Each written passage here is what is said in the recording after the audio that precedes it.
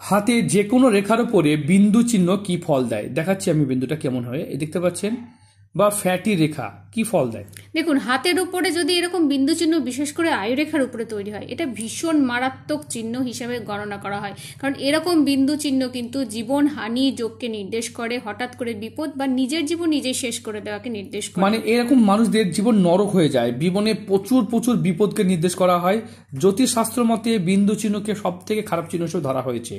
তাছাড়াও হাতে দেখতে পাচ্ছি এই জাতকের অনেক বড় একটা শনির আড়ি রেখা, বাধা রেখা, এটা অনেকটা বাজে একটা রেখা। কারণ এই যে দেখুন এত সুন্দর একটা ভাগ্য রেখা তার উঠেছিল, কিন্তু আড়ি রেখা থাকার কারণে এই শনির ক্ষেত্রে ক্রস চিহ্ন যেটা তার জীবনকে নরক করে তুলবে, মানে টাকা পয়সা লোন দেনা আর্থিক কষ্ট তার থেকেই যাবে।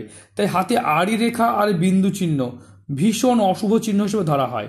এই জাতকে যেমন আয়ুরেখা এখানে ভাঙা আছে, মানে সুসাইড টেন্ডেন্সি বা বিপদের যোগকে নির্দেশ করে। বয়সীমতাও বিচার করা আপনারা যে জানতে চান, প্রত্যেকটা হাত আলাদা, প্রত্যেকটা হাতে বিচার ও সমাধান আলাদা। যারা এরকম ধরনের ভিডিও নিজের হাতের উপরে চাইছেন স্ক্রিনে দেওয়া নাম্বারে যোগাযোগ